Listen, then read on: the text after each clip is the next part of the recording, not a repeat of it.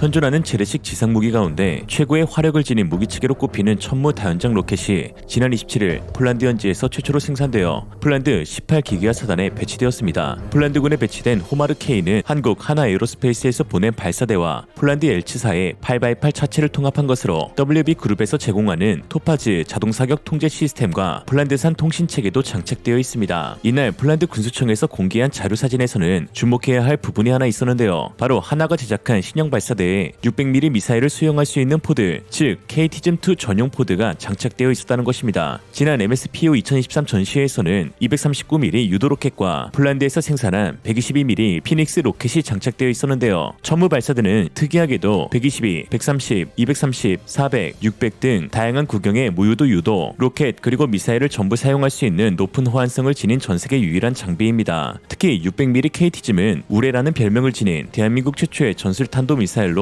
고정 발사대에서 사용하는 KT즘-1 그리고 천무 신형 발사대에 탑재할 수 있는 KT즘-2가 개발 완료되어 현재 생산되고 있습니다. 미사일 수출 조약에 위배되지 않는 사거리 290km의 원거리 정밀 타격 수단이죠. 특히나 KT즘-2는 고정 진지에서 운용하는 이전 버전과 달리 450마력의 이동식 발사대에서도 운용되어 발사 후 망각, 파이어 앤 포겟 방식을 채택할 수 있어 기동성과 생존성이 더욱 뛰어나다는 평가입니다. 또한 KT즘-2는 두 가지 탄두 방식, 즉 일반 고폭탄과 DPICM 이중 목적 탄두를 모두 사용할 수 있는데 이는 우크라이나 전에서 증명되었듯 지상전에서 최고의 게임 체인저로 불리고 있습니다. 해외 군사 전문가들은 만약 우크라이나가 개전 초기 DPICM탄을 확보했더라면 전쟁을 승리로 이끌 수 있었다라는 말을 할 정도로 DPICM탄이 지상군에 끼치는 파급력은 상당하다는 평가입니다. 미 군사 전문가 댄 라이스는 우크라이나가 터키산 DPICM 도입 이후 러시아의 사상자 수는 매달 5,000명에서 2만 명 이상 증가하였다면서 M26 자탄 2,000발만 있으면 승리할 수도 있다라는 발언까지 하였습니다. 한국 KT즘-2 한 발에는 무려 275개의 자탄이 탑재가 되죠.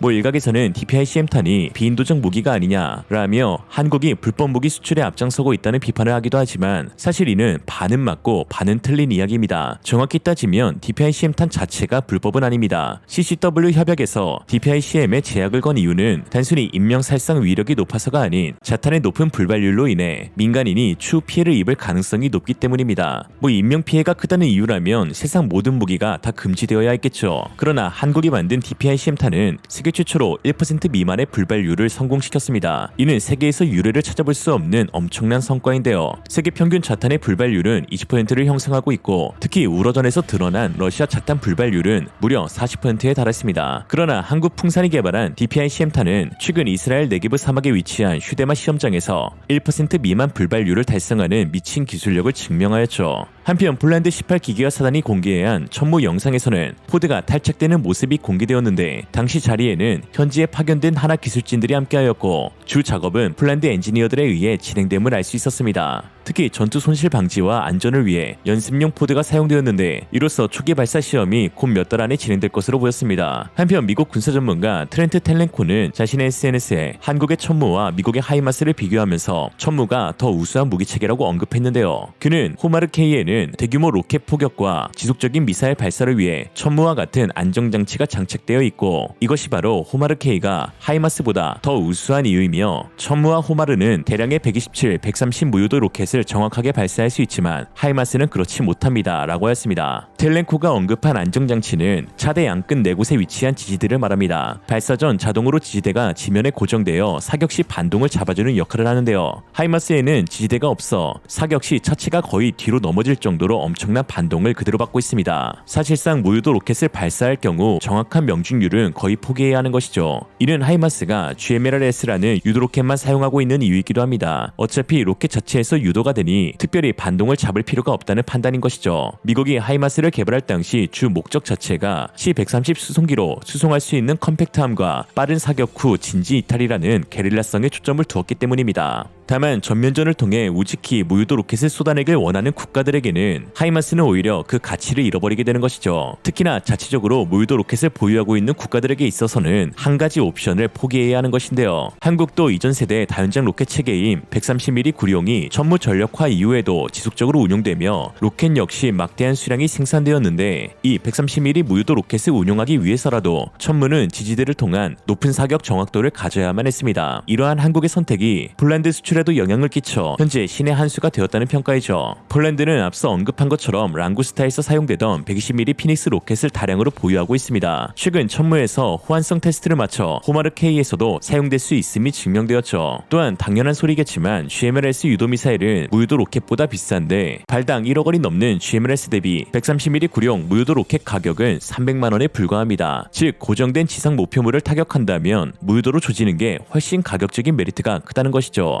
필요 있고 없고를 떠나서 사용할 수 있는 것과 사용하지 못하는 것의 차이는 엄청납니다. 이에 폴란드에서는 한국 방산 계약 가운데 천무를 최고의 계약으로 꼽고 있습니다. 성능에 대한 이견이나 비교 대상이 존재하는 다른 무기 체계 대비 천무는 하이마스라는 유사 체계만 존재할 뿐 동일한 사양의 다른 무기는 존재하지 않으며 천무 자체가 세계 최고의 성능과 위력을 지녔기 때문입니다. 프로탈로 보르니에서 실시한 설문조사에서 천무와 하이마스 중 더 나은 무기를 묻는 질문에 64%가 천무 다연장 로켓을 선택하였습니다. 또한 폴란드 매체 역시 우크라이나 전에서 증명되었듯 포병은 안보에 지대한 영향을 끼치고 이에 천무 다연장 로켓 구매는 폴란드에게 있어 매우 좋은 계약이었다라고 평가했죠. Już w przyszłym roku do Polski trafią pierwsze amerykańskie wyrzutnie rakiet HIMARS i podobna broń z Korei, produkowana na podwoziu polskiego Jelcza. 18 pierwszych wyrzutni osiągnie podstawową gotowość operacyjną w przyszłym roku. To efekt zatwierdzonej przez ministra obrony narodowej umowy między Agencją Uzbrojenia a Konsorcjum Polskiej Grupy Zbrojeniowej. Tego rodzaju broń znacząco wzmocni potencjał bojowy Wojska Polskiego. Wzmocni ten potencjał po to, żeby odstraszyć agresora. W Polskiej Grupie Zbrojeniowej zostaną wyprodukowane elementy, takie jak podwozie Jelcza, na którym zostaną osadzone wyrzutnie, wozy rozpoznawcze, amunicyjne, środki łączności czy bezzałogowe statki powietrzne. Docelowo to w Polskiej Grupie Zbrojeniowej, to w Polsce będzie prowadzony serwis i utrzymanie tych systemów. W sumie Polska kupiła 20 HIMARSów i 218 koreańskich wyrzutni rakietowych Chunmoo. Wojna w Ukrainie pokazuje, że artyleria dalekiego zasięgu, precyzyjna jest bardzo ważna i wydaje się, że większość strat obydwie strony ponoszą właśnie z powodu ostrzału artyleryjskiego. Wojna na Ukrainie to lekcja, z której Polska wyciąga wnioski. Widać to nie tylko na płaszczyźnie zakupów zbrojeniowych, ale i zacieśniania współpracy z sojusznikami. Alternatywa to to, co widzimy na Ukrainie.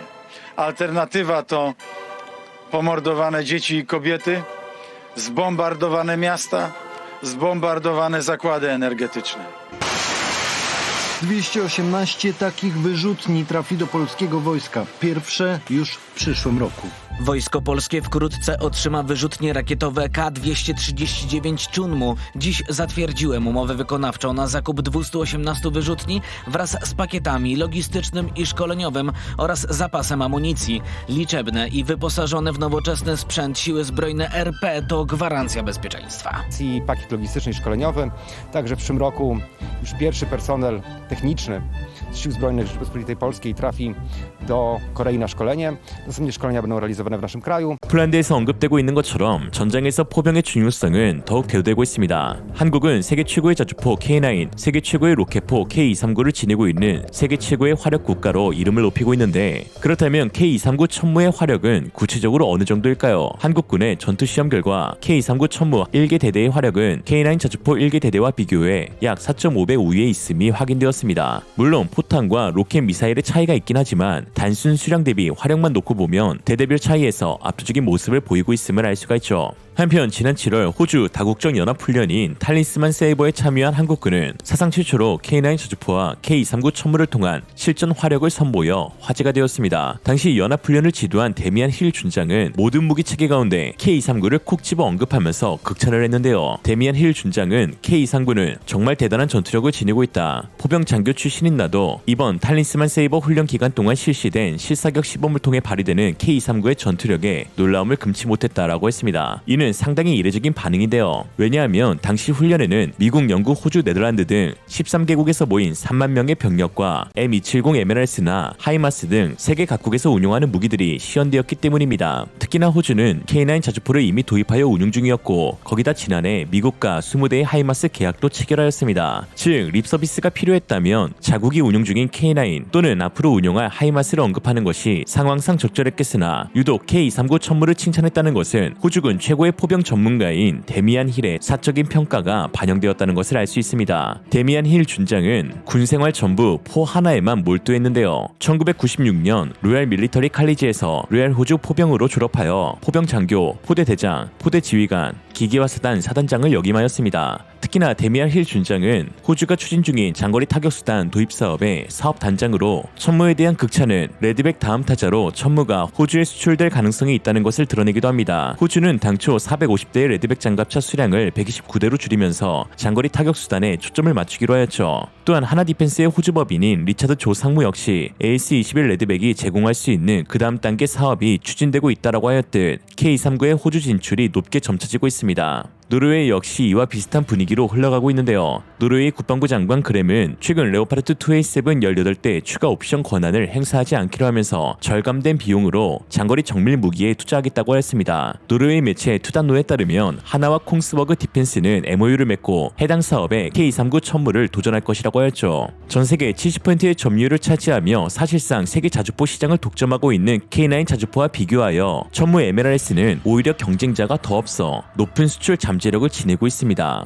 서방 진영에서는 사실상 하이마스와 천무가 전부인 상황으로 덴마크 군사 전문가 모건 모겐센은 최초의 호마르 K가 도입된 순간 이렇게 말하기도 하였죠. 유럽이 제조한 최초의 MLRS 탄생이다. 천무와 동급 화력을 지닌 미국 M270은 2003년 생산이 종료되었고 마지막으로 생산된 물량은 이집트군에 인수 완료되었는데요. 현재 웬만한 서방 진영들은 전부 M270을 운용하고 있는 가운데 단종으로 인하여 유지 보수에 어려움을 겪고 있고 또 도입된 지 수십 년이 지나 기체 노후화가 상당하며 최근 고조되고 있는 세계의 군사적 위협에 따라 세계 각국이 군 현대화에 치중하고 있는 추세상 천무 다연장 로켓의 수출은 더욱 늘어날 것으로 보입니다. 없는 것 빼고 다 있는 무기백화점 한국의 역량이 잘 드러나는 대목인데요. 사실 수출보다 더욱 주목받아야 하는 것은 한국이 지닌 방산 기술력입니다. 지난 19일 일본 매체 더 재팬타임스는 한국 방산 기술력을 주목하며 한국의 국방 야망은 기술로 충족될 수 있다라는 기사를 보도했습니다. 매체에 따르면 한국은 세계 방산 시장 4위라는 목표를 설정했지만 우리가 더 주목해야 할 것은 그 목표가 아닌 한국이 그동안 쌓은 기술력이다. 불과 20년 전만 해도 한국은 반도체, 전자 분야에서 미국, 일본, 대만에 뒤처진다는 평가를 받았으나 현재는 대부분의 분야에서 능가한 모습을 보여주고 있다. 다음 단계는 이러한 기술적 추진력을 활용하여 늘 수요가 끊이지 않는 글로벌 무기 산업에 적용하는 것이다 라고 했습니다. 포에 살고 포에 죽는 대한민국,